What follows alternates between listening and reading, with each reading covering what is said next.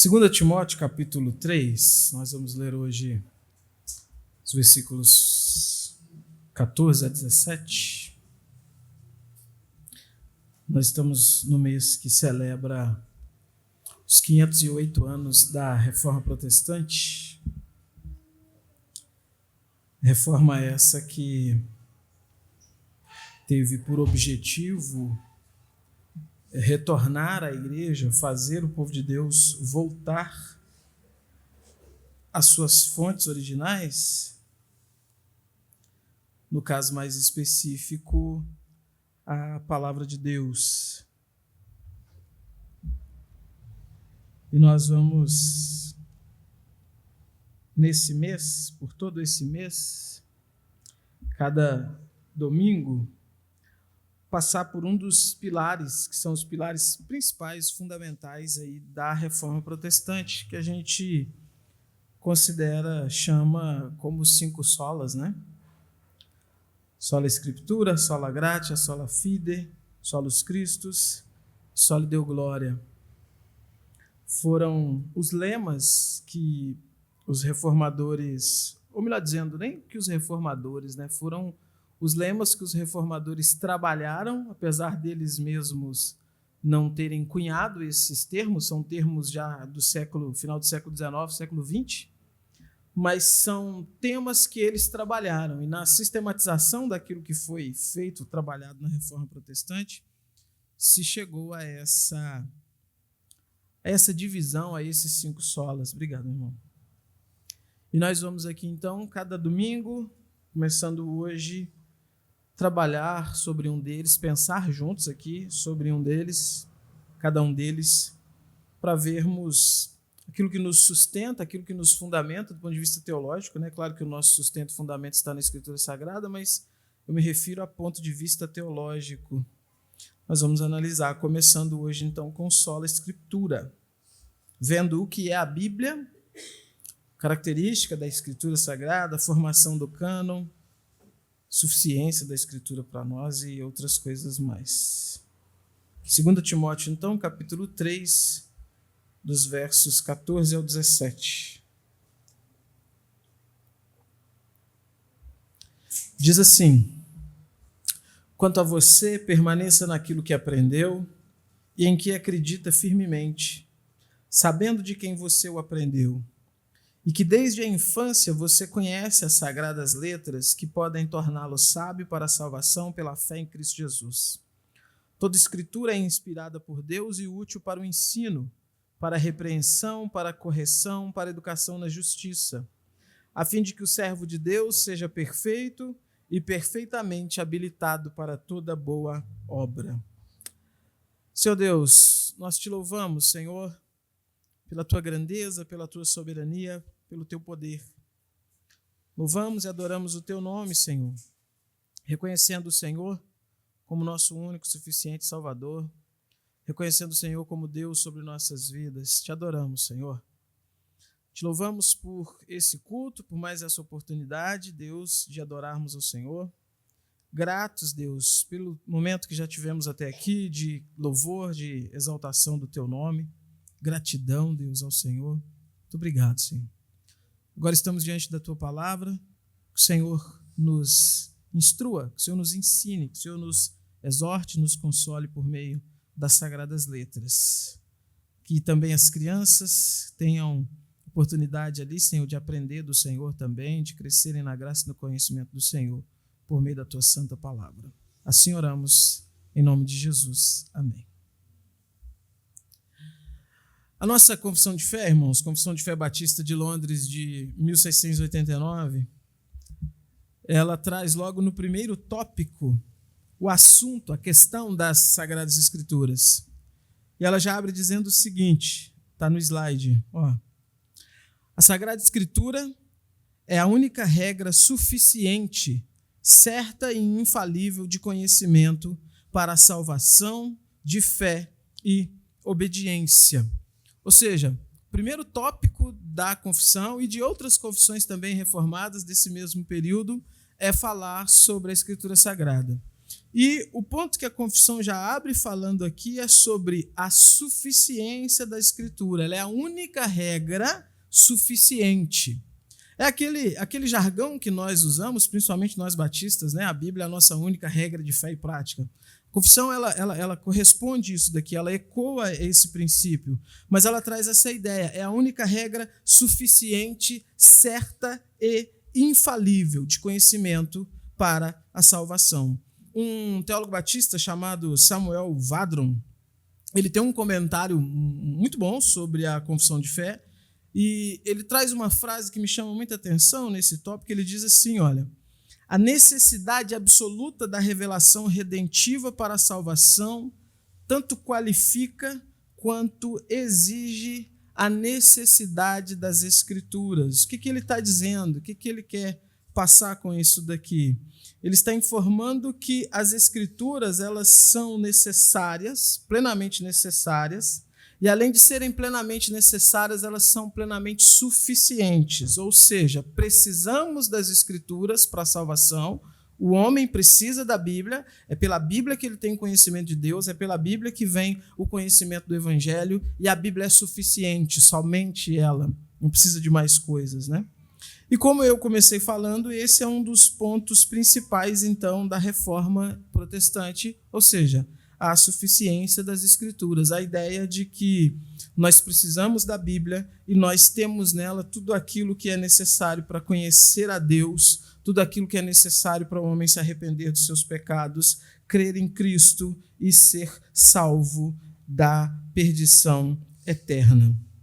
Vamos começar então, né, uma vez que a gente tem esse ponto de partida, pensando um pouco aqui sobre a ideia de revelação, né? Porque não tem como a gente falar sobre a Escritura Sagrada sem a gente pensar na ideia de revelação, nas formas às quais Deus se revela para nós e como que nós extraímos conhecimento de Deus dessas questões. E aqui cito o Herman Bavinck, que é alguém que eu aprecio muito e acho que ele acerta muito nessas questões. Tem uma obra gigantesca, 4 volumes, sobre as Escrituras Sagradas, a dogmática do Bavinck, famosa, né?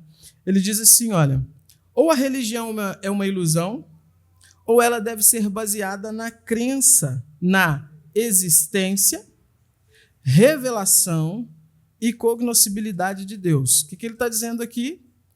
Ou você tem uma ilusão, algo sem sentido, algo que, enfim, não muda nada, uma utopia, ou essa religião, e aqui ele está se referindo à religião cristã, ela, para existir, para fazer sentido, ela precisa estar baseada nesses pilares: existência de Deus, revelação de Deus e a nossa capacidade de conhecer a Deus, ou seja, a capacidade de Deus se revelar, se mostrar para que nós o conheçamos. Aí ele diz assim, ó, em cada um de seus 3 componentes, como representação da ideia de Deus, como afeição religiosa e como ato de Deus, a religião implica que cremos na existência de Deus e o consideramos cognoscível, ou seja, conhecível, através da sua revelação. Repetindo, ele parte do ponto, então, de que o cristianismo é fundamentado na crença na existência de Deus. Para você ser um cristão, para o indivíduo ser um cristão, ele precisa crer que Deus existe, né? O pessoal tem tentado mudar isso daí, né? Tem se desenvolvido recentemente o famoso cristianismo cultural. Até aquele ateu famoso aí, o Richard Dawkins, ele escreveu um artigo sobre isso, né, que ele não é cristão no sentido teísta, mas ele é cristão no sentido cultural. Ele quer comemorar o Natal, quer comemorar todas essas coisas, mas sem acreditar em Deus. Ele entende que o cristianismo é o fundamento do Ocidente e que deve ser mantido, mas essa esfera espiritual divina ele não quer acreditar. Isso não faz o menor sentido. É necessário que o indivíduo creia na existência de Deus. Esse é um ponto que é inegociável. Agora, o segundo ponto do que Bavinck diz aqui é que esse Deus que existe, então, uma vez que você crê que ele existe, o próximo passo, automaticamente, logicamente, é acreditar que esse Deus ele deve ser conhecido. Que sentido faz eu entender? Deus existe, mas tudo bem, ele está lá no canto dele, eu estou aqui no meu, e não tem como eu conhecê-lo, não tem como me relacionar com ele. Isso não faz o menor sentido. Uma coisa puxa a outra. Creio que ele existe? Creio que ele existe. Preciso conhecê-lo. E a Escritura Sagrada que nos diz que esse Deus existe, ela mesmo nos ensina que esse Deus ele é cognoscível, ou seja, existe possibilidade de conhecê-lo, de se achegar a Ele, de ter acesso a Ele. E como que nós fazemos isso, então? Como que nós conhecemos a Deus? Subimos o monte mais alto que tiver, sei lá, o Everest, para de lá gritarmos e Ele descer até nós para falar com a gente? Fazemos, sei lá, uma sessão espírita para, de alguma forma, um espírito descer ali, ser o Espírito de Deus e falarmos com Ele? Não, de maneira nenhuma. Deus só é cognoscível, só é conhecível por nós porque Ele se mostra. Ele vem até nós. Ele se revela. Ele não é um Deus que se esconde. Ele não é um Deus que cria ali um labirinto muito difícil para o ser humano conseguir encontrá-lo, e o ser humano só vai conseguir encontrá-lo se vencer todas as fases ali daquele labirinto, para só no final ter conhecimento de Deus. Não. Ele não é um Deus que estabelece enigmas dificílimos, que demanda muita inteligência, muita capacidade para conhecê-lo. Não, de forma nenhuma. Esse Deus vem até nós, esse Deus desce até nós. Eu acho muito bonito aquela imagem que nós temos no Gênesis, né, quando o texto diz que o Senhor descia na viração do dia, se achegava ali para falar com o homem, e nós temos uma representação disso por todo o tempo, toda essa esfera temporal, de Deus vindo, de Deus se dando a conhecer, de Deus aparecendo. E aí nós chegamos, então, na conclusão lógica. Deus existe? Sim. É possível conhecê-lo? Sim. O conhecemos por meio da Escritura Sagrada e por ela unicamente. Agora, existe uma outra forma de conhecermos a Deus e que Deus se revela para o ser humano, que ela tem um aspecto diferente do aspecto salvífico, mas é importante nós falarmos dela, que é a revelação geral. O que é a revelação geral? Todo mundo tem mais ou menos em mente, né? É a noção de que Deus se mostra por meio das coisas criadas. Como eu falei, você não precisa de um labirinto, você não precisa passar em diversos testes, subir uma montanha gigante. Quando você acorda de manhã, abre a sua janela e olha para o mundo lá fora, isso é uma demonstração, uma manifestação clara da existência de Deus. E isso está na Bíblia. Olha o que diz Salmo 19, versículo 1 ao versículo 4. O salmista diz assim: os céus proclamam a glória de Deus e o firmamento anuncia as obras das suas mãos. Um dia discursa a outro dia, e uma noite revela conhecimento a outra noite. Não há linguagem, nem há palavras, e deles não se ouve nenhum som. No entanto, por toda a terra se faz ouvir a sua voz, e as suas palavras chegam até os confins do mundo. Aí pôs uma tenda para o sol. O que o salmista está dizendo? Os céus proclamam, os céus anunciam, os céus falam, os céus gritam sobre a glória de Deus. O firmamento, ou seja, na estrutura poética, ele repete, o firmamento, a criação, ela grita em altos pulmões, em alto e bom som: Deus existe. O passar dos dias, é o que ele afirma no versículo 2, o passar dos dias, a gente pode, sei lá, não gosto muito desse termo, mas só para a gente entender, a própria atuação da natureza, né? A própria atuação natural da natureza, sendo redundante, ela é um grito de que existe um Deus grande, infinito e criador de tudo isso. A coisa mais insana que existe, irmãos, do ponto de vista racional mesmo, não vou nem entrar na questão da fé, é o ser humano olhar para tudo isso. Tamanho da Terra, a complexidade para que exista vida nesse planeta, o cuidado nos mínimos detalhes para que a vida exista, para que as coisas aconteçam. Olhar a grandeza do universo, imagina só aqui a nossa, enfim, aquilo que é o universo observável. Que grandiosidade, que coisa maravilhosa que é. Grandiosidade das estrelas, a grandiosidade dos planetas, a grandiosidade de todo esse cosmos. O ser humano olhar para isso no final e dizer assim: isso surgiu do nada. Isso daí foi um acaso, uma obra do acaso. Isso daí foi uma explosão cósmica que aconteceu e desencadeou tudo isso aí puramente ao acaso. Puramente do nada. E como a própria apologética nos ensina, né? O nada, ele não consegue criar nada. Quanto mais criar tudo. Tudo que a gente vê, tudo que a gente contempla. E a Bíblia está dizendo que a simples constatação de tudo isso, a simples observação de tudo isso é uma prova gritante e cabal de que Deus existe. O apóstolo Paulo também fala sobre isso, Romanos capítulo 1, versículos 19 a 20, ele diz assim, olha, o que se pode conhecer a respeito de Deus é manifesto entre eles, entre os homens. Por quê? Porque Deus lhe manifestou. O que se pode conhecer? Deus não está escondido ao ponto do homem dizer assim, Deus existe? Olha, não sabia. Puxa, chegar no dia do juízo final, chegar diante de Deus e ele dizer assim, não é que o Senhor é verdade mesmo? Eu costumo dizer, irmãos, não existe ateu. Existe pessoas de coração duro que se rebelam contra aquilo que está evidente diante de seus próprios olhos. A afirmação Deus não existe, ela não é fruto de um coração vacilante e sem informações. Ela é fruto de um coração rebelde, de um coração que se levanta conscientemente contra esse Deus que está aí. Ela é fruto também de um coração idólatra, que na concepção, na percepção de que Deus existe, ele se rebela porque ele queria que Deus fosse de outra forma daquilo que Deus é. A dureza de coração, a dura cerviz que não se dobra a esse Deus faz com que o homem faça o que então? Crie outros deuses. Idolatria não é isso? Outros deuses. O indivíduo ele quer alguma coisa para adorar e ele estabelece algo de acordo com sua própria mente, o seu próprio coração. A negativa da existência de Deus, ela segue o mesmo princípio. A diferença é que enquanto um idólatra se prostra, se ajoelha diante de uma imagem, o ateu, ou o que se diz ateu, ele se prostra diante de si mesmo, ele se coloca como a razão, o fundamento de todas as coisas, e ele rejeita esse Deus que claramente está aí, por todos os cantos que ele olha. E deve ser uma angústia muito grande ser um ateu. E a gente vê testemunho disso de ateus que se convertem, né? Porque esse indivíduo, ele se rebela contra Deus, ele odeia Deus ao ponto de dizer que não existe, mas ele não consegue se afastar 1 milímetro do limite que Deus estabeleceu, daquilo que Deus criou, porque ele está no mundo que Deus criou. Numa sociedade, ele vive numa sociedade que é ancorada, fundamentada pelas leis que esse Deus determinou.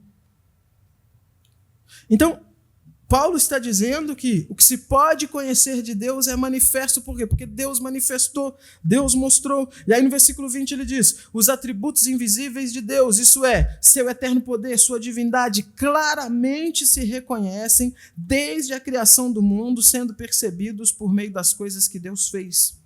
Por isso os seres humanos são indesculpáveis. Deus vem até nós, Deus se mostra, Deus se revela.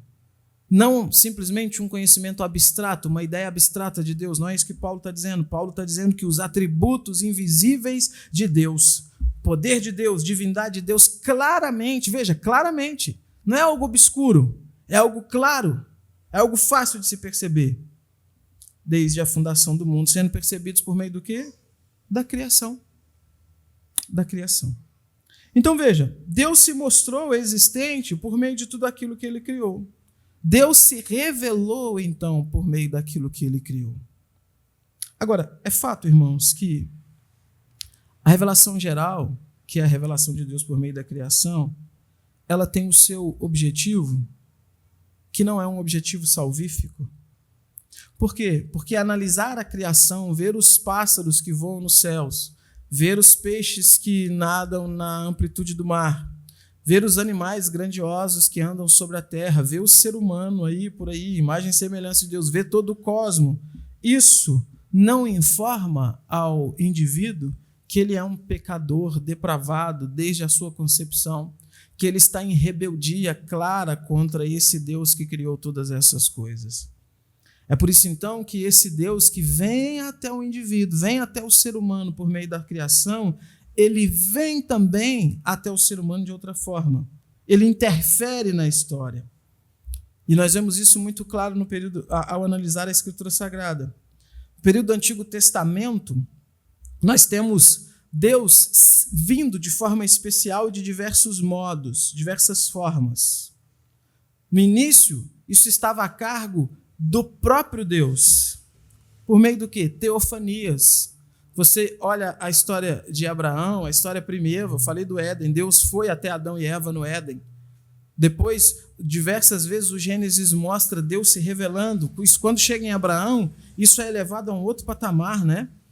É muito bonito aquela cena lá de Gênesis, esqueci o capítulo agora, enfim, acho que é 23, 21, quando o Senhor aparece para Abraão ali nos carvalhais de Manre, né? E o Senhor conversa com Abraão, e o Senhor chega ao ponto de dizer assim: acaso ocultarei algo do meu servo? E Abraão dialoga com Deus, né? E Deus diz: vou destruir. E Abraão: Senhor, se tiver tantos justos lá, mesmo assim o Senhor vai destruir? E Deus fala: não, Abraão, se tiver tantos eu não vou. Aí ele diz: então eu vou lá destruir, ou seja, não tinha, né? Aí Abraão: mas peraí, Senhor, e se tiver um pouquinho menos? Não, se tiver, não vou não. Aí eu vou lá destruir, por quê? Porque não tinha, né? Ou seja, o Senhor está ali aparecendo para Abraão, falando com Abraão, conversando com Abraão. Foi assim com Caim também antes.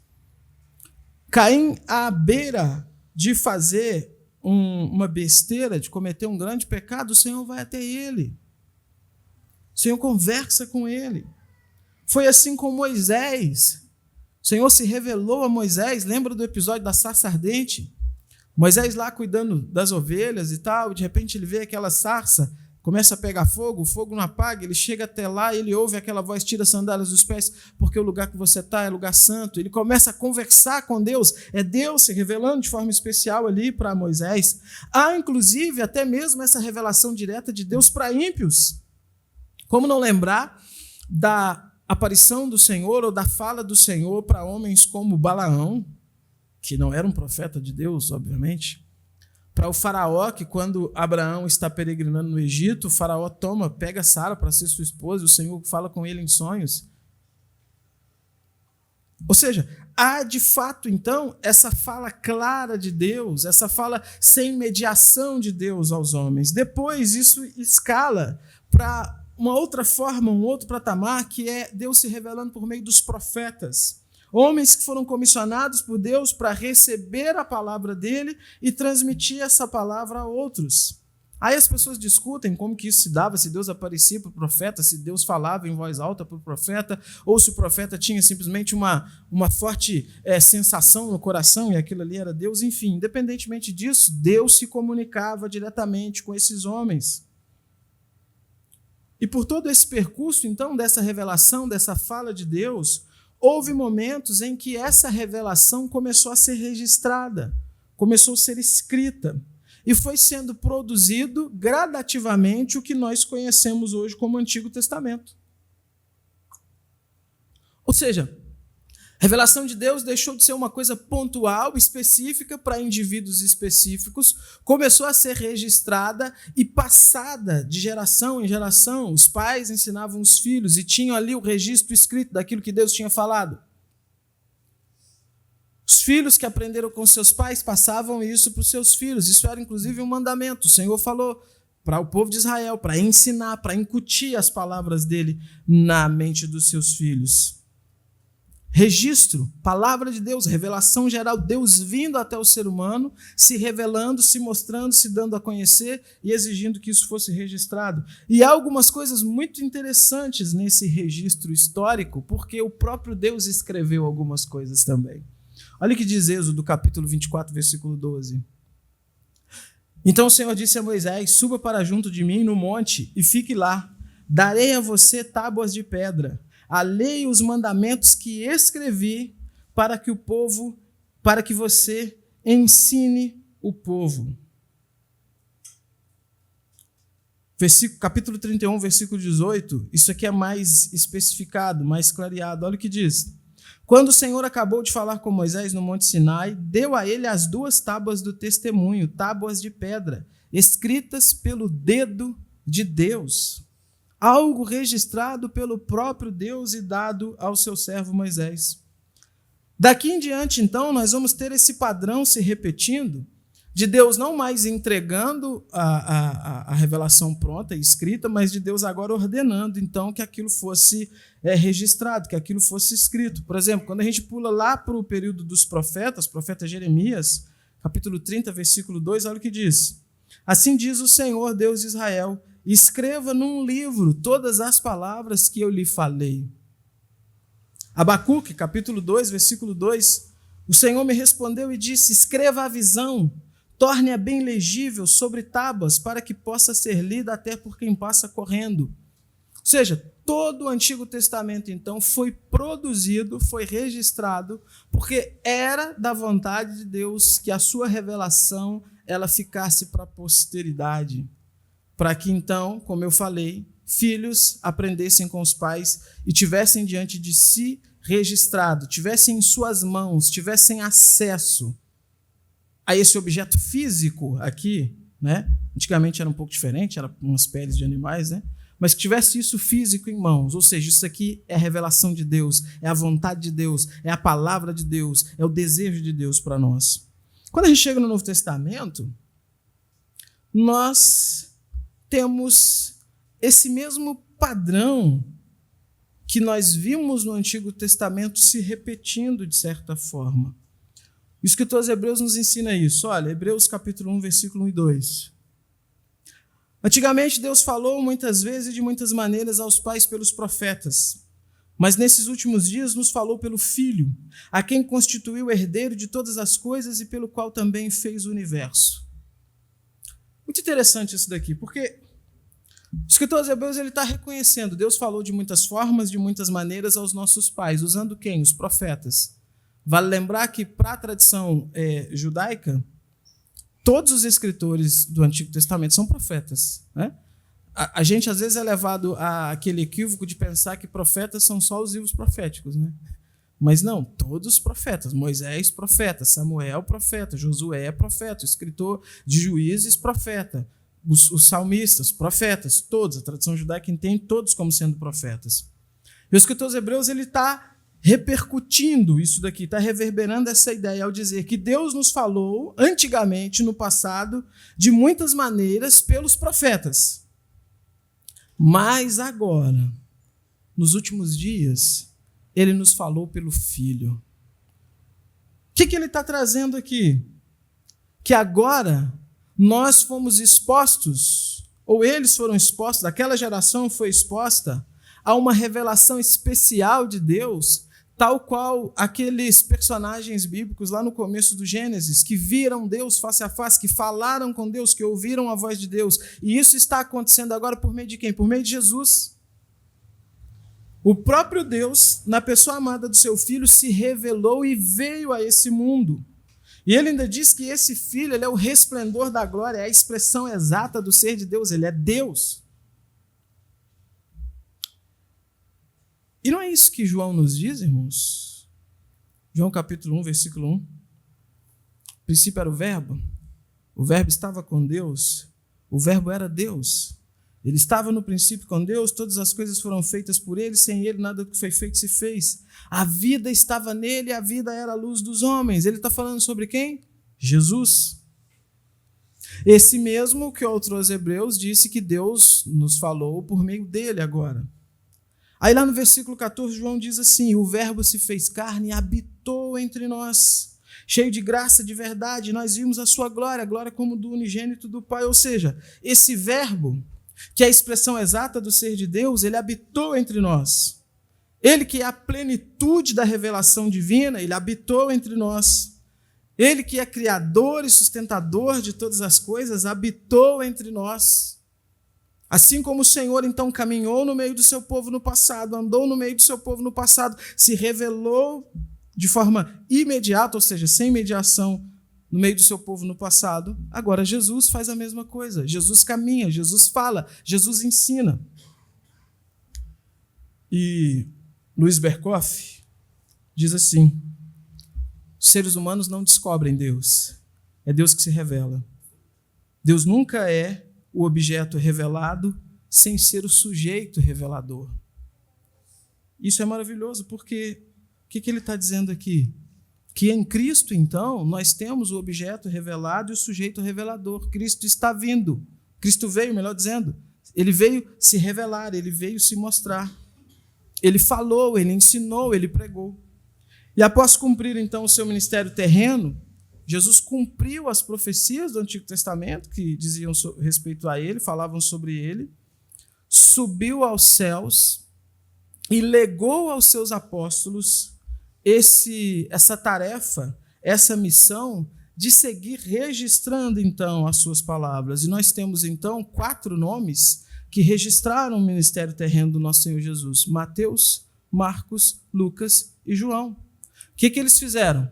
Tudo isso que esse Deus que se revelou em Jesus, que andou, tabernaculou, caminhou entre nós, tudo isso que ele falou, o que eles estão fazendo? Escrevendo.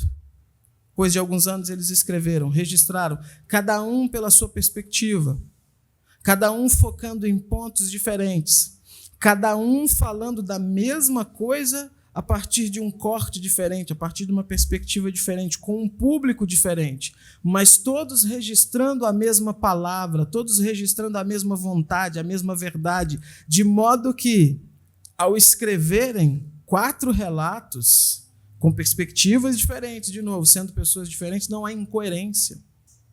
Não há incoerência, não há contradição. Um evangelho não contradiz o outro, pelo contrário, um evangelho complementa o outro. Os críticos, aí, os ateus, eles tentam se fundamentar em algumas questões para falar, olha, aqui fala de um cego, aqui fala de 2 cegos, né? Olha que incoerência. Poxa, que coisa, né? Olha, aqui fala que Jesus curou entrando na cidade, aqui fala que Jesus curou saindo na cidade. Olha, tá vendo? Consegui desmistificar a Bíblia é um mito. O que é uma grande bobagem, né? Porque é óbvio que se pode ter 10 cegos. Um dos autores quis escrever sobre um só. Qual que é o problema? A entrada da cidade, ela é a entrada para quem está entrando, mas ela é a saída para quem está saindo. Então, para uma perspectiva é de quem está entrando, para outra perspectiva é de quem está saindo. Não há contradição. Todas as tentativas que fizeram de tentar desacreditar os evangelhos caíram por terra. Mostraram, na verdade, uma má vontade. Mostraram que, na verdade, eles chegaram a conclusões que queriam chegar, que já tinham antes de ir contra a palavra de Deus. O que nós temos, então, é o quê? 4 evangelhos que foram produzidos num processo gradativo e que têm um caráter interessante, inspirados pelo Espírito Santo. Não foi simplesmente a mente de Mateus, de Marcos, de Lucas e de João que registraram aquilo ali. O Espírito Santo trabalhou, usou a mente desses homens, usou as capacidades mentais e intelectuais desses homens para registrar o que nós temos aqui. E a própria Bíblia nos diz isso. 2 Pedro, capítulo 1, olha o que Pedro diz, versículo 20. Primeiramente, porém, saibam que nenhuma profecia da Escritura provém de interpretação pessoal, porque nunca, jamais, qualquer profecia foi dada por vontade humana. Entretanto, homens falaram da parte de Deus, movidos pelo Espírito Santo. Quando Mateus está fazendo o seu registro, ele está sendo movido pelo Espírito Santo para registrar aquelas palavras.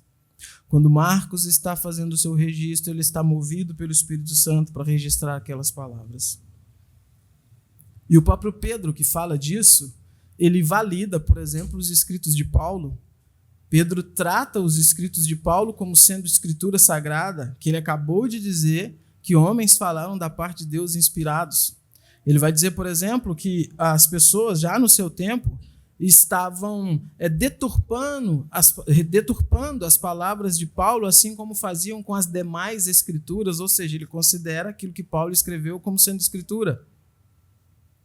Paulo chancela o Evangelho de Lucas, ou seja, há uma interconexão na própria Bíblia, onde os autores estão reconhecendo que aquilo que os outros autores fizeram e registraram foi fruto da inspiração do Espírito Santo. Desse fato, dessa forma, melhor dizendo, nós chegamos então em 27 livros do Novo Testamento, todos eles inspirados, todos eles fruto da vontade de Deus. E o que significa isso? Revelação especial de Deus. Deus vindo até nós, Deus se mostrando, Deus se dando a conhecer, Deus aparecendo e Deus dizendo, registrem, escrevam. Deus impulsionando esses homens para escreverem, para que hoje, então, 2000 e tantos anos depois, nós tivéssemos aqui em nossas mãos essa palavra inspirada, infalível, inerrante, a qual é vida para aqueles que a ouvem, a recebem e a reconhecem, para aqueles que são instados pelo Espírito Santo a reconhecerem. Então, fechando essa parte, irmãos, o que nós temos é Deus se revelando. Revelação que começa com ele, com as suas teofanias, passa pelo registro dos profetas e tem o seu ápice, sua plenitude, no ministério terreno de Jesus, e segue o seu curso com a inspiração do Espírito Santo nos escritos dos apóstolos e seus pares. Assim foi produzido nossa Bíblia. Assim Deus se revelou a nós de forma especial. E por que nós precisamos entender isso, irmãos? Porque isso daqui é o básico do básico sobre a Bíblia. E foi exatamente esse básico do básico sobre a Bíblia que foi completamente deturpado e escanteado no período medieval pela Igreja Romana. Porque ainda que o catolicismo romano saiba disso, tenha isso como doutrina, tenha tudo isso que eu falei aqui como uma verdade, eles entenderam na sua teologia, enfim, na sua tradição, que só isso não basta, que não precisa só disso. Que, de fato, se você vai estudar os documentos da Igreja Católica, eles afirmam sim que a Bíblia é inspirada, eles afirmam sim que ela é a palavra de Deus, eles concordam conosco na atuação do Espírito Santo na produção desses livros. Os 27 livros que nós temos no nosso Novo Testamento, eles também não têm no Novo Testamento deles. Mas com o passar do tempo, eles foram trazendo outras coisas, incluindo outras coisas e colocando como par junto com a Bíblia. E não foi assim desde o princípio. O argumento católico é que sempre foi assim, a igreja sempre pensou dessa forma, os pais da igreja sempre pensaram dessa forma. Mentira! Isso é uma deturpação da história. Você vai estudar a história primitiva, da igreja primitiva, a história do período patrístico,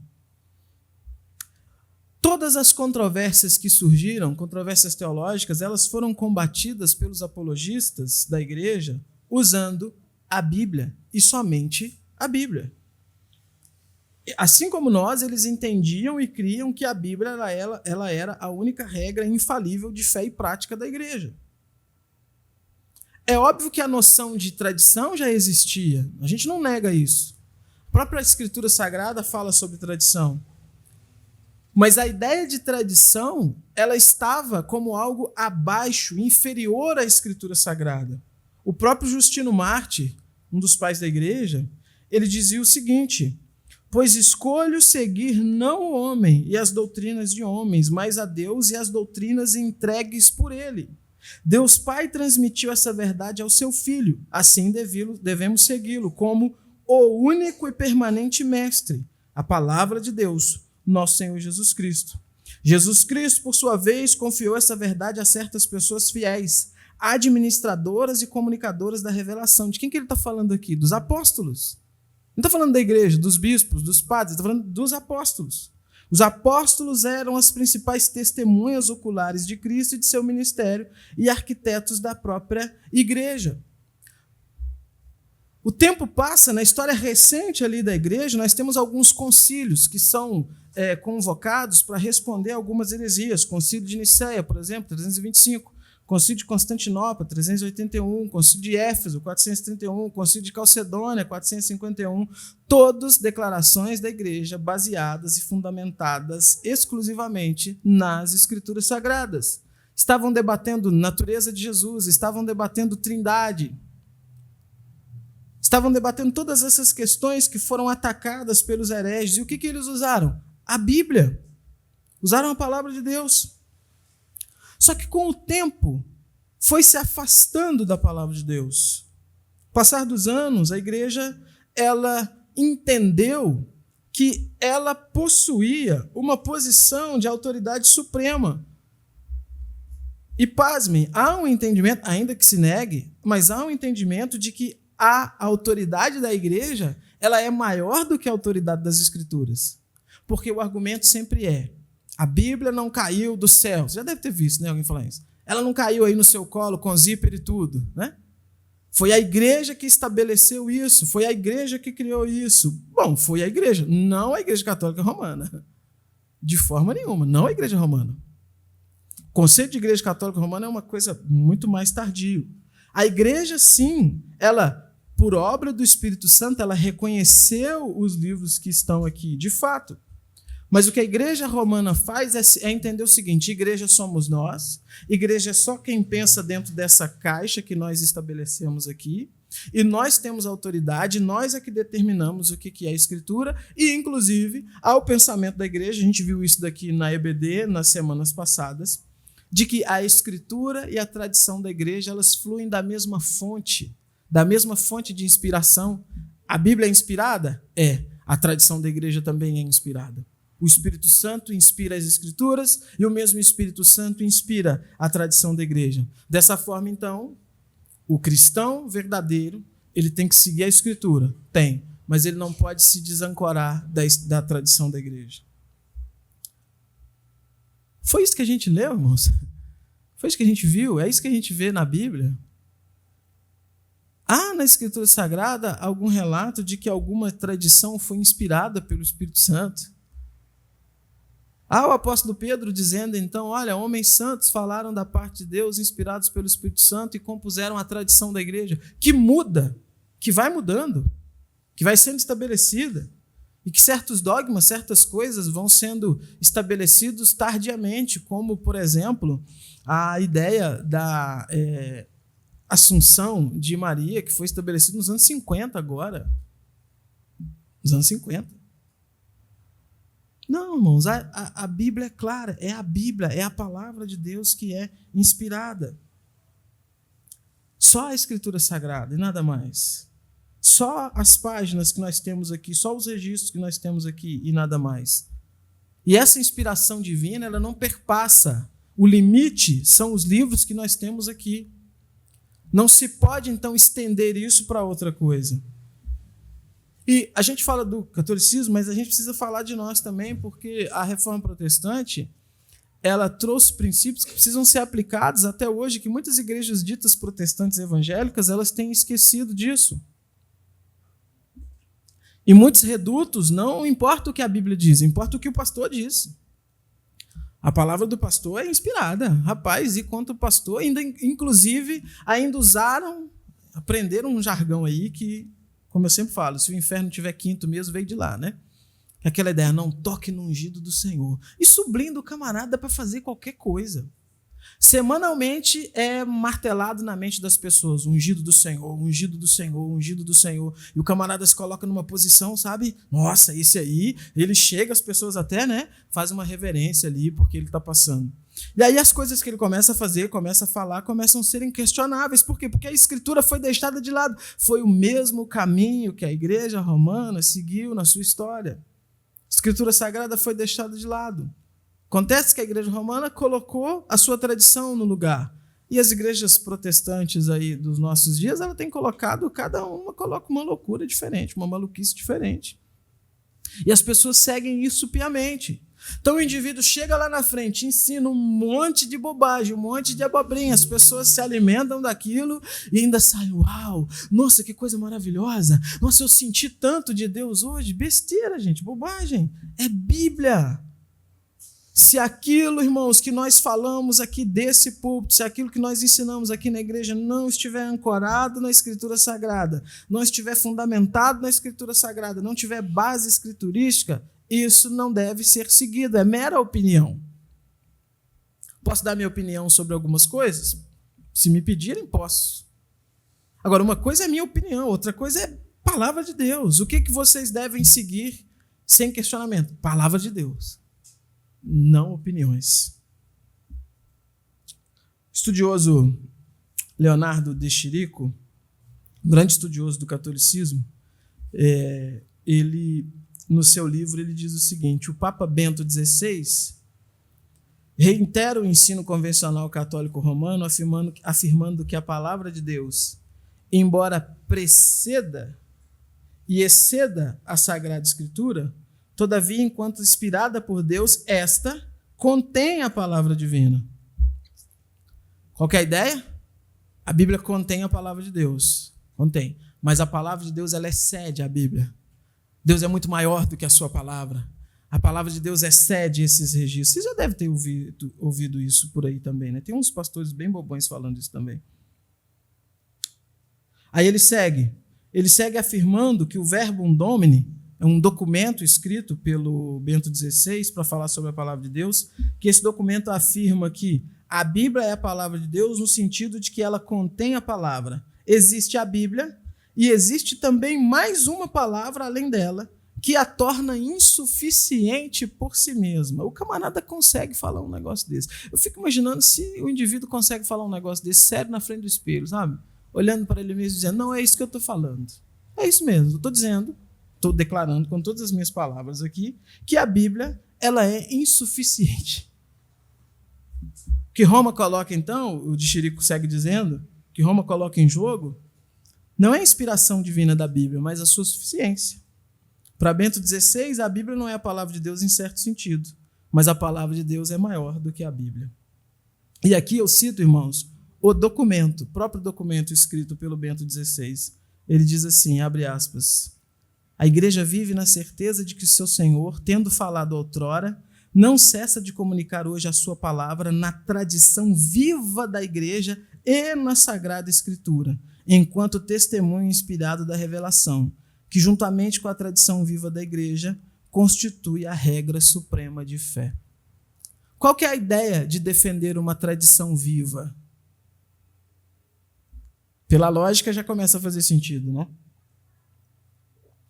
Se eu defendo que a tradição ela é viva, eu defendo que ela pode ser mudada constantemente, porque ela é viva. Ela está em desenvolvimento, ela está em andamento. E isso abre margem para se defender qualquer coisa. Isso abre margem para daqui 20 anos, 10 anos, 30 anos, 50 anos, eles trazerem coisas novas, como sendo autoritativas e inspiradas. Por quê? Porque estão fundamentados na ideia de que a tradição ela é viva. Ela não está restrita às letras mortas. Ou seja, a Escritura é morta, mas a tradição, essa é viva. Enfim, o catolicismo entende, então, que Deus se revela nas Escrituras, segue se revelando na tradição da igreja. A igreja é detentora dessa revelação divina, com os seus dogmas e tradições. Irmãos, percebem a importância da reforma protestante? Percebem o quanto que o mundo estava imerso numa cegueira espiritual imensa? O quanto que as pessoas estavam presas a uma estrutura que se autoalimenta constantemente, mas num alimento que não é o pão saudável da palavra de Deus que produz vida, pelo contrário. É o pão defeituoso, é a morte na panela da mente, das tradições de homens pecadores, falíveis, que mudam, que são inconstantes a cada dia. O sol da Escritura, então, ele se mostra extremamente necessário, porque os reformadores, ao perceberem esses excessos, essas incoerências e essas contradições, eles lutaram para mudar isso. Trouxeram de novo o entendimento de que aquilo que a Bíblia diz sobre si mesmo é que é a regra, aquilo que a Escritura Sagrada fala é que é a regra, e que as pessoas devem se fundamentar apenas nisso. Não estão negando a tradição. Eu sempre falo isso daqui, irmãos, não negamos tradição. O fato de nos chamarmos batistas, o fato de na placa da igreja estar escrito batista, significa que nós seguimos uma tradição. Mas veja, a palavra de Deus, ela é superior à nossa denominação. Acho que ninguém tem dúvida disso, né? Ou qualquer outra denominação, a palavra de Deus é superior. Se algo na nossa denominação fere aquilo que a Bíblia está dizendo, estamos errados, é a Bíblia que está certa. Nós temos sim apreço aos nossos documentos, comecei citando aqui a nossa confissão de fé, somos adeptos de uma confissão de fé, e eu acho inclusive que o anticonfessionalismo é que tem destruído muitas igrejas, mas veja, seguimos a confissão de fé como um caminho que nos guia no entendimento correto da Bíblia. Então não somos contra a tradição, nós só não dizemos assim, 1689 é tão inspirado quanto as Escrituras Sagradas. Isso é bobagem, gente doida que fala isso. A Bíblia é inspirada, a palavra de Deus é inspirada, e é por ela ser inspirada, e é por ela vir de Deus, e é por isso que nós temos povo de Deus, salvos em Jesus Cristo, em diversas tradições diferentes. Não somos detentores exclusivos da salvação, de maneira nenhuma.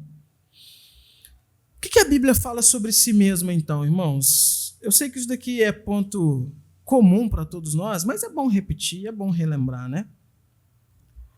2 Timóteo, capítulo 3, versículos 14 e 15. Quanto a você, permaneça naquilo que aprendeu, em que acredita firmemente, sabendo de quem você o aprendeu, que desde a infância você conhece as sagradas letras que podem torná-lo sábio para a salvação pela fé em Cristo Jesus. O que Paulo está fazendo aqui? Ele está instruindo Timóteo, um jovem pastor, em como lidar com falsos mestres. O contexto aqui fala de falsos mestres. É um combate, é uma luta ali com hereges que surgiram. Tanto que no capítulo 3, versículo 1, Paulo começa dizendo assim, olha, você precisa saber disto. Nos últimos dias sobrevirão tempos difíceis. Os seres humanos serão egoístas, avarentos, orgulhosos, arrogantes, blasfemos, desobedientes aos pais, ingratos, ímpios, sem afeição natural, implacáveis, caluniadores, sem domínio de si, cruéis, inimigos do bem, traidores, atrevidos, convencidos, mais amigos dos prazeres do que amigos de Deus, tendo forma de piedade, mas negando o poder dela. Fique longe também destes. Paulo está trazendo um panorama. É isso que vai acontecer. É isso que vai surgir. Fica longe disso. Tá, Paulo, imagina então o interlocutor perguntando, né? Como que eu me blindo disso então? Como que eu me defendo de todo esse cenário? Versículo 10, ele diz, mas você tem seguido de perto o meu ensino, a minha conduta, o meu propósito, a minha fé, a minha paciência, o meu amor, a minha perseverança, as minhas perseguições, os meus sofrimentos, as quais tive de enfrentar em Antioquia, Icônio, Listra, quantas perseguições sofri. Porém, o Senhor me livrou de todas elas. Ele está se colocando, então, como um contraste daqueles falsos mestres que ele apresentou, que iriam aparecer. Então, de certa forma, ele se coloca como um padrão a ser seguido. Ele está dizendo, olha, esses são falsos mestres, são caluniadores, são tudo de ruim. A minha postura é diferente. Mas ele não se satisfaz em apresentar apenas a sua própria conduta. Ele não se satisfaz, ele não está dizendo para Timóteo assim, então me siga, me tenha apenas como exemplo. Não, é aí que ele segue, o versículo 14, ele diz, permaneça naquilo que aprendeu, em que acredita firmemente, sabendo de quem você o aprendeu, que desde a infância você conhece as sagradas letras que podem torná-lo sábio para a salvação pela fé em Cristo Jesus. Olha como que ele se refere à Bíblia. Sagradas letras que têm a função de trazer salvação por meio da fé. E ele está dizendo para Timóteo, se fundamente nisso. E um parêntese aqui, né, irmãos? Porque ele diz que permaneça naquilo que aprendeu, sabendo de quem aprendeu, e que desde a infância você conhece. Qual que é a idade mínima para ensinar os nossos filhos sobre a palavra de Deus? A partir do momento que eles são gerados. Os nossos filhos precisam ser instruídos na palavra de Deus. Porque a instrução que eles recebem na infância sobre a palavra de Deus é algo que eles vão levar para a sua vida inteira. É algo que vai trazer fundamento, sustento para eles na sua vida inteira. Paulo está mostrando que Timóteo era alguém que havia sido instruído na palavra de Deus desde a infância, desde tenra idade. Depois, então, de atestar esse papel-chave das Escrituras como letras sagradas que trazem salvação, ele, então, diz no versículo 16, toda a Escritura é inspirada por Deus, útil para ensino, para repreensão, para correção, para educação na justiça. Olha a característica, inspirada por Deus, vem de Deus. É o grego theopneustos, né? Soprada por Deus. A ideia de inspirada aqui é que Deus sopra. Ela sai de Deus, ela vem de Deus até nós. E o que ela faz? Ela ensina. A gente falou no começo, começamos falando sobre o fato de Deus ser conhecível, se dar a conhecer. Paulo está dizendo que a Bíblia ensina. Ensina sobre quem? Sobre Deus. Aprendemos sobre Deus na Escritura. Ele diz também que ela repreende, corrige os nossos erros, apara as arestas, delimita os nossos caminhos. Isso se dá por meio da repreensão. Você está caminhando, seguindo uma direção, todo feliz, saltitante, pensando assim, estou certo, estou 100% certo. Aí a Bíblia vem e te dá, sabe, aquela pancada na sua cabeça para te fazer de volta para o caminho. Não é isso que às vezes acontece? Tem momentos que esse nos chamar para o caminho vem de forma mansa, né? forma suave, sutil e bela. E a gente, Senhor, que maravilha. Mas tem momentos que a gente precisa dessa pancada mesmo que a Bíblia dá na nossa cabeça para que a gente seja trazido de novo. Isso é o quê? Repreensão, que a Escritura traz. Correção, é o que a Bíblia faz. Educação na justiça, papel da Escritura Sagrada. Aí o versículo 17 ele traz a finalidade. Qual a finalidade? Para que o servo de Deus seja perfeito e perfeitamente habilitado para que toda boa obra. O propósito, então, da Escritura Sagrada é revelar Deus ao homem, para que esse homem, então, conheça Deus. A fé vem pelo ouvir a palavra de Deus, e por meio dessa fé, esse indivíduo esteja plenamente perfeito. E aqui, irmãos, de novo, por uma questão de raciocínio lógico, isso aqui já desmonta toda a ideia do Bento XVI de que a Escritura por si só, então, ela é insuficiente. Porque, vamos lá, pense em algo perfeito. Pense no conceito de perfeição. Melhore isso. Tem como? Não tem. Porque se eu melhoro é porque não estava perfeito. Faz sentido? Pense no conceito de algo perfeito. Piore isso. O que eu fiz? Eu estraguei, deixou de ser perfeito. E Paulo está dizendo que o objetivo das Escrituras, a finalidade das Escrituras é tornar esse indivíduo perfeito. Logo, se essa Escritura tem essa finalidade, ela é por si só suficiente. Não existe nada a mais que será colocado ao lado das Escrituras que podem te ajudar a se tornar perfeito, porque esse é um papel da Escritura Sagrada. Logo, a Escritura Sagrada ela é então suficiente. Não precisamos de uma tradição. Usamos a tradição, sim, mas com o objetivo de nos ensinar a Escritura Sagrada, e não o contrário. E traduzindo então, o que é isso? Sola Escritura. Isso é sola Escritura. É o entender então que tudo que eu preciso, tudo que o indivíduo precisa, está aqui para ser perfeito. E veja, o conceito de perfeição aqui não é o conceito de perfeição que nós temos. Ser perfeito para mim é isso. Não importa o que é ser perfeito para você. O conceito de perfeição aqui é de acordo com a vontade de Deus. É aquilo que Deus enxerga como sendo perfeito. É a Bíblia que te conduz a isso. É a Bíblia que te encaminha a isso. Estar perfeito não é estar da forma como eu quero, da forma como eu desejo. É estar da forma como Deus quer. É caminhar nas pisadas que o Senhor estabeleceu. E é a Escritura Sagrada que faz isso.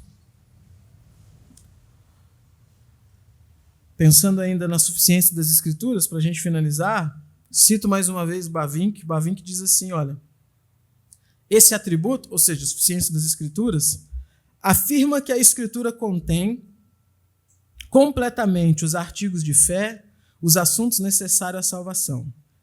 Ele também afirma que esses artigos de fé estão incluídos, de forma que podem ser extraídos dela por um simples estudo comparativo e reflexão, sem a ajuda de outra fonte. Isso daqui é fascinante, irmãos, porque veja, é necessário, então, que o homem tenha um doutorado, um pós-doutorado em linguística, em cultura antiga, para que ele encontre Deus sendo revelado nas páginas da Escritura Sagrada? Não. De forma nenhuma. O rico, milionário, que, fez educação clássica, aprendeu o latim, o grego, aprendeu, as línguas antigas, foi fundamentado em toda aquela estrutura do Ocidente, nas letras, no conhecimento. Ele lê essa palavra, ele tem contato com essa palavra e ele encontra um Jesus crucificado que morreu para salvá-lo. O pobre, que não tem conhecimento de nada, que não sabe ler, não sabe escrever, ele, ao ser exposto diante do Evangelho que está revelado nessas páginas aqui, ele encontra o Cristo crucificado. Ou seja, a Escritura ela cobre todos os seres humanos, todos os indivíduos da face da terra. Ela diz, então, para aquele que se acha grande, ou para aquele que é grande em algum sentido, você é um pecador, perdido, miserável, depravado, precisa de Cristo. E ela aponta ele para a cruz. E ela chega no pobre, miserável, viveu a vida toda na miséria, catando lixo na rua, com seu corpo coberto de chagas. Ela aponta para ele e diz, você é um pecador, miserável, depravado, e aponta ele para a cruz. É nesse sentido, irmãos, então, que o Sola Escritura enfatiza a suficiência das Escrituras. E o sola significa exatamente isso, somente as Escrituras. O cristianismo ele não é gnosticismo, né? O gnosticismo advogava um conhecimento especial. Olha, para ser salvo, não é assim não. Você precisa, tem que fazer parte de um grupo, tem que fazer parte aqui, sabe? Conhecer alguns mistérios aqui que são revelados a poucos. Apenas poucas pessoas têm acesso a esses mistérios. Não.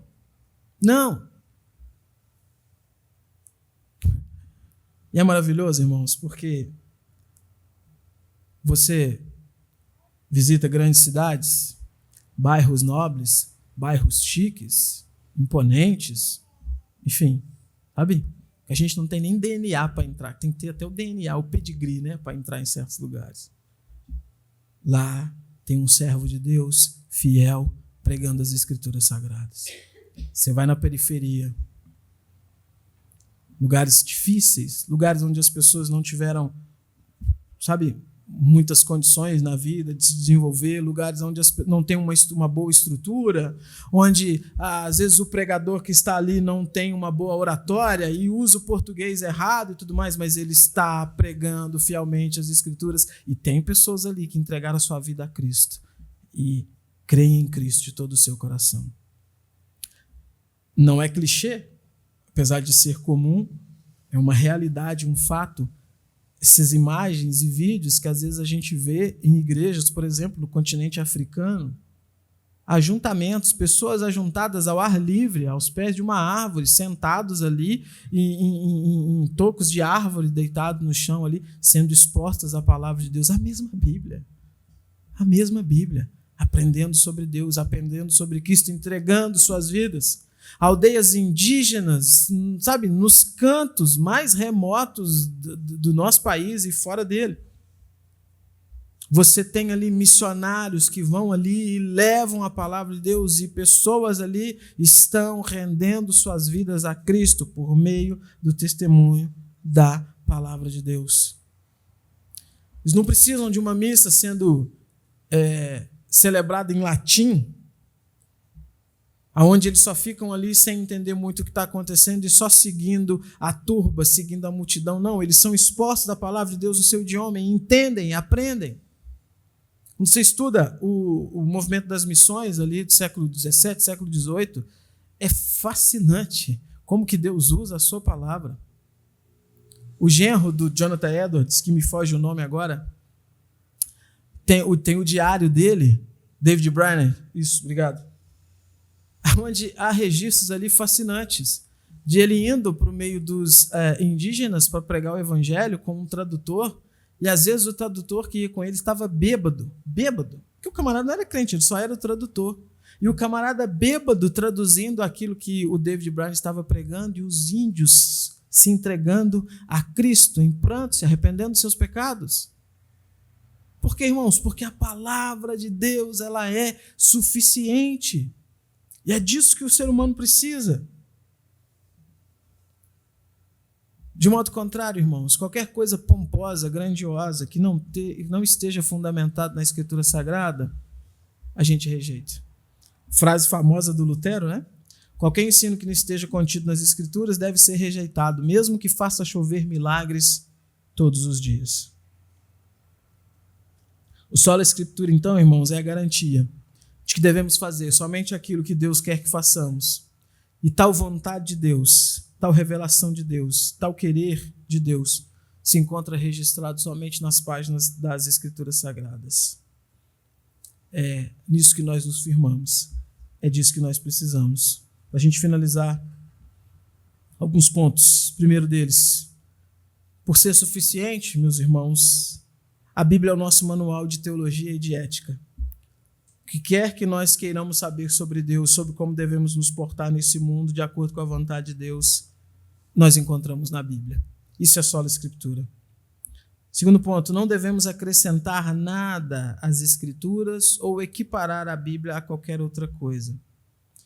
Esse é um princípio que é violado por quase todas as seitas que são ramos desviados do cristianismo, como, por exemplo, os Mormons, Testemunhas de Jeová, que apesar de não terem um outro livro que eles colocam junto com a Bíblia como a Escritura, como os Mormons fazem, mas eles têm uma tradução única, que só vale a tradução deles, né? Onde eles deturparam um monte de coisa ali. O islamismo, por exemplo, o judaísmo, né? O judaísmo, o próprio catolicismo romano. Terceiro ponto, devemos, irmãos, rejeitar o princípio do sola Escritura, ele nos leva, logicamente, a rejeitar as supostas revelações atuais que nós temos aí nos círculos pentecostais e neopentecostais. Por mais que esses irmãos, que são irmãos, afirmem que essas revelações elas não têm um caráter inspirado, assim como a Bíblia, a gente chega em algumas questões. Se elas não têm um caráter inspirado, por que a gente deve acreditar nelas? Aí eles dizem, não, elas podem ser falíveis, sim. Se elas têm a possibilidade de ser falíveis, aí é que eu não vou acreditar mesmo. Porque a revelação bíblica ela não é falível em nenhum ponto. O Senhor, inclusive, disse que qualquer profeta que falasse alguma coisa que não se confirmasse, o que tinha que fazer com aquele profeta? Deveria ser apedrejado. Então, essas supostas novas revelações, elas são completamente desnecessárias por isso. Em primeiro lugar, eles mesmos afirmam, não tem caráter inspirado. E eles mesmos afirmam, não devemos acreditar cegamente que pode ser que elas falhem. Não faz o menor sentido, irmãos. Se a Bíblia é suficiente, por que nós devemos buscar isso? Quarto e último ponto. Roma inclui várias coisas como sendo vontade de Deus para nós, que não estão nas Escrituras. Veneração a santos, salvação por obras, papismo, indulgência, purgatório, transubstanciação. Tudo isso é vazio, sem fundamento bíblico. Portanto, nós não devemos seguir. Esse foi o grito da reforma, esse foi um dos brados da reforma.